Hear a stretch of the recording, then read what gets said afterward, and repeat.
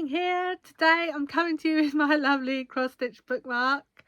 Oh, I've got my sci-fi colour ready for when I finish my next book. But each colour is a different genre.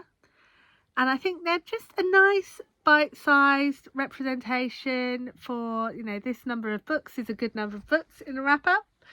So that's what I'm going to do. I'm going to wrap up the end of the shelves rather than the end of the month, because that's just how I roll. I don't necessarily do things in a normal time frame. Okay. So at the top, we've got a retelling, and I have enthused about this book before, but I really, really love this book, and it is Fear the Drowning Deep by Sarah Glenn Marsh. And it is a Manx book. It's set turn of the 20th century on the Isle of Man. And it's all the Manx mythology is real and true, and it's come forth, and it's this girl who's finding her place in this very traditional but modernizing society with all the monsters, and she's scared of the water, which for an islander, her dad's a fisherman, and it's quite difficult because Man is quite a small island. But it's just really, really lovely, and all the relationships are really exciting and lovely or interesting, or not all of them are nice, but yeah, I just really love the mythology. I really love the storytelling and the world building. The next was Sink or Swim by Annabeth Albert. This is a straight romance. Pink is for romance, about someone. It's the second in a series. This features the brother and best friend of the protagonist from the first book, but you don't have to read them in order. He finds himself he wins a cottage in a bet. Only when he gets there, he discovers that it's dubious whether he should have won it. And there's this handsome single guy, but he's got nieces who are kind of like his daughter, like he's in a parental role for them. And our protagonist finds himself going from, he starts off being absolutely adamantly single.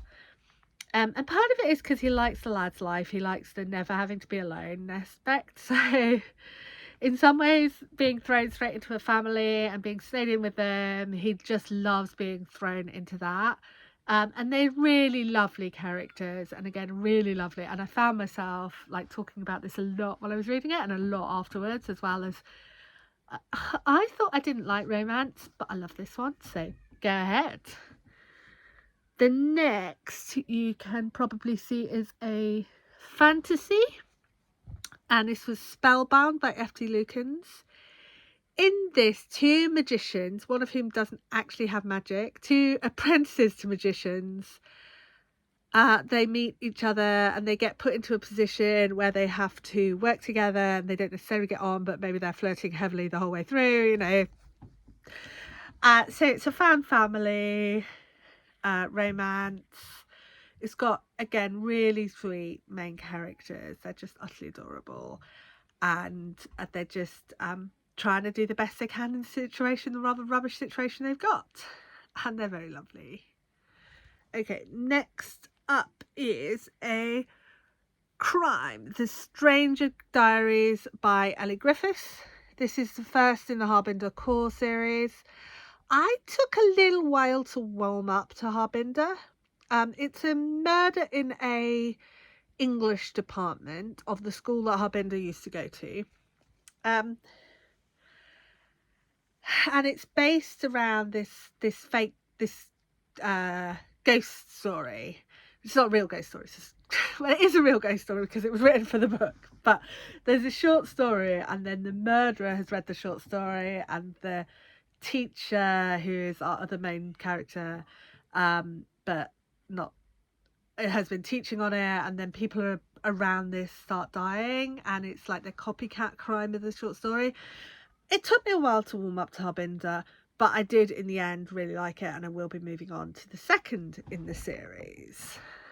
The next is another fantasy, Blood Marks by Tracy Deonn. This is a lovely, lovely someone who is Nigerian American, moved to Nigeria. So you've got all the Nigerian mythology going on.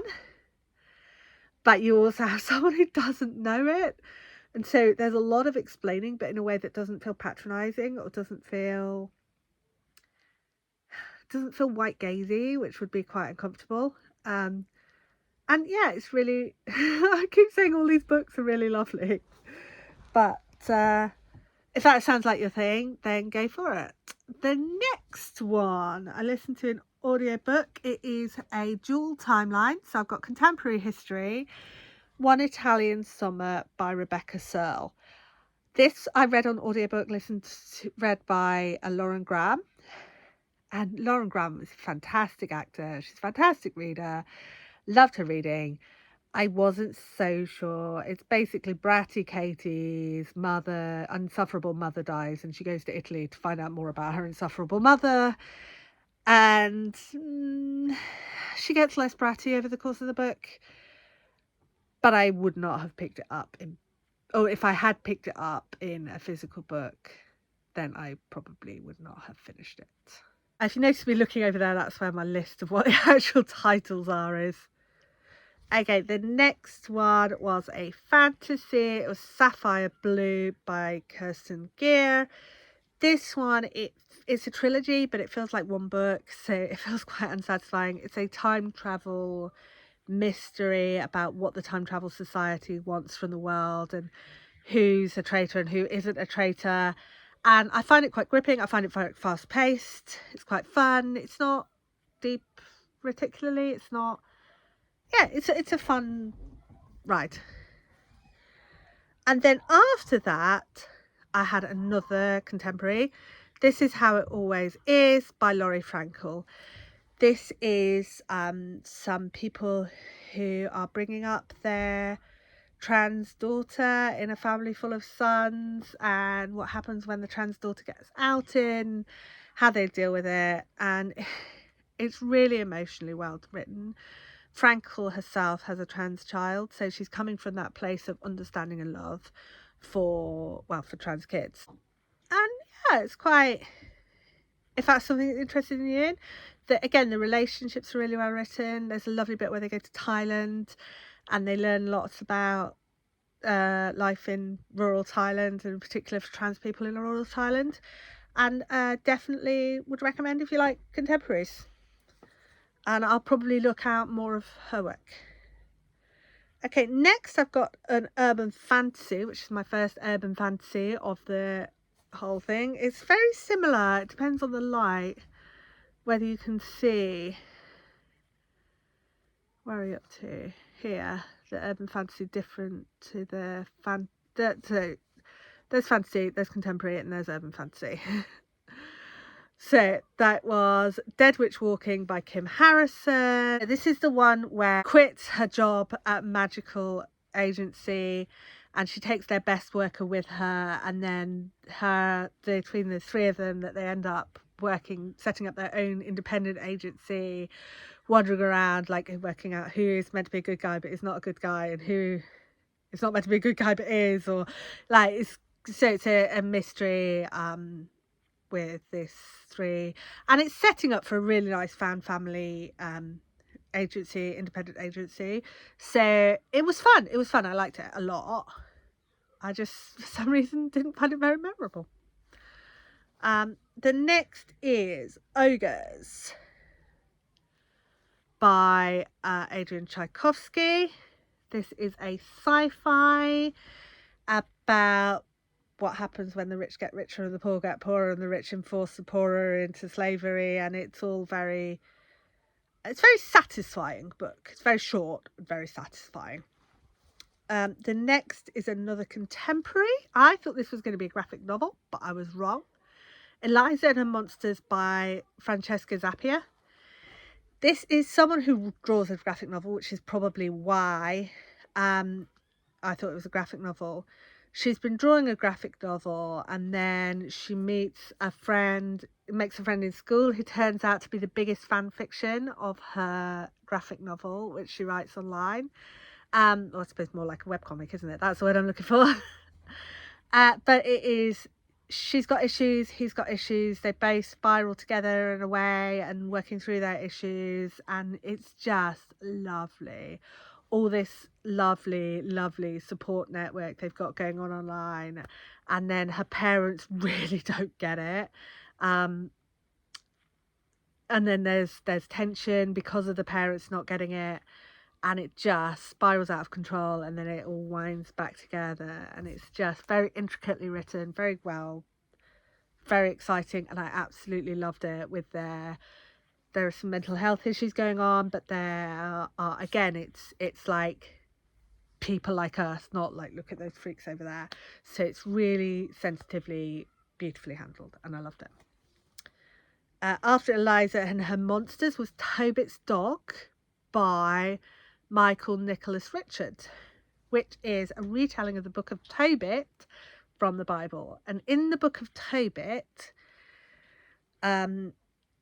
Tobit sends his son Tobias to go and marry his cousin. It's a kind of thing called a levirate marriage, where you're meant to look after your distant female relatives by marrying them. So he goes off to do that. And on the way he takes his dog with him, and on the way he meets an angel who teaches him how to cure his dad's blindness. And he gets married, and everyone's very happy, and then they come back with the dog. And this one is set in Jim Crow era southern US, and it's just, the dog is the bestest, because the dog is always the bestest. And the angel is just, well, angelic, like, mystical. You don't always see where he's going, but then it all works out magically. Like, people just stop doing the things that you think they're going to become less of a threat. And I think, obviously, because I love the book of the Bible, it's my favorite Bible book, I knew what was coming, but that didn't, it could have been a standalone fiction. You don't need to know that it's a retelling of the Bible to appreciate it, I think. So if you like Man Takes His Dog for a Walk, Jim Crow era, the good guys get their just desserts, then this is the book for you. After my retelling, I've got another fantasy, Come Tumbling Down by Shauna Maguire. This is one of the Wayward Children books. Again, I listened on audiobook, read by Shauna Maguire. And again, it's a lovely, it's a portal fantasy, but again, a lovely found family tropes. And in this one, lots of them go into one of their people's worlds, and then they have to try and work out how to make that world stable and how to keep themselves stable. And it was really lovely, and I couldn't remember why I didn't pick it up when it came out, but I've read it now, and I'm glad I've read it now, and I'll get back into that series. The next one is Ace by Angela Chen. This is a non-fiction about what it's like to be ace, and how coming out is difficult, and where you find your niche, or where an ace person finds their niche. It's sort of written for people who aren't ace to come to a better understanding of being ace. And that's what I was reading it for, and it more or less did the job. So that was excellent. Thank you. And then the last one here is another L.A. Griffiths, another crime, The Outcast Dead. The protagonist in this series, Ruth Galloway, is an archaeologist. She often gets called into forensics. In this case, she's doing a dig at Norwich Castle, and they find someone who's clearly this sort of big, bad bogey woman, 17th or 18th century criminal that all the local Norfolk kids know about. She's kind of a bit of a legend lasting into modern day, but there's also child abductions going on at the same time, and it's all very closely related, or it feels like these two storylines wind themselves together. And then there's a TV crew who want to make a TV episode about this notorious she's a child murderer, or she might not be a child murderer, it's difficult to tell.